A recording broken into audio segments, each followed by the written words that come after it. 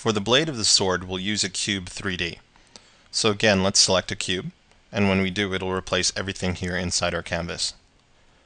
I'll always turn on frame so that I can understand the topology a bit better. With the cube active here in the canvas, I'll move down to Initialize and open that up. Let's change the X size down to 3 and our Y size down to 21. Size in Z will keep at 100 and side count will turn up to 8. The reason we're turning that up to 8 is because if we take a look right down the shaft of this blade, you can see this is very square. Let's make this a bit sharper on the edges by typing in 8 edges. And you can see we get a nice sharp point there. The last thing I'll change in the initialize settings is the V divide. I'll turn that somewhere up around 30 or 40. That way you get square polygons again. We're going to use our action line in a bit to stretch this blade a bit longer. But for right now, we'll turn this cube 3D into a poly mesh. So once again, click Make Poly Mesh. Now that we've converted this into a poly mesh, we're ready to add it into our subtools. I'm going to select the handle, which already has the guard subtool loaded in.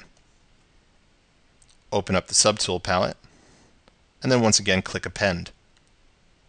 I'll find that cube that I just worked on and load it in. Again, let's use the action line to get things positioned correctly. I'll rotate and hold Shift to snap this into a perfectly straight-on view.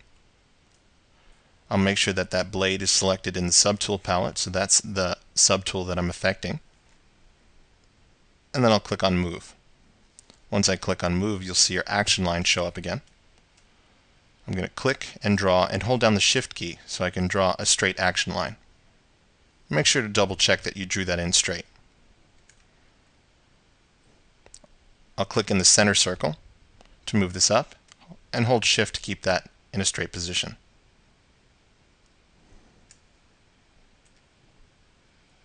Again, I'll redraw my action line, click and drag while holding Shift. This time I'll click in the top circle to draw this blade a bit longer. Again, if I just do this freehand, we'll get it moving in any direction, but if I hold Shift, I can bring that straight up. Grab the center circle to bring that down. And of course you can make your sword as long or as skinny as possible.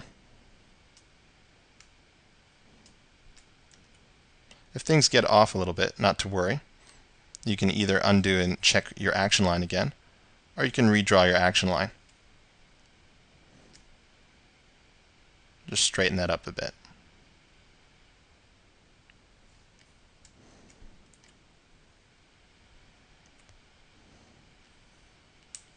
Now we've added all our pieces in.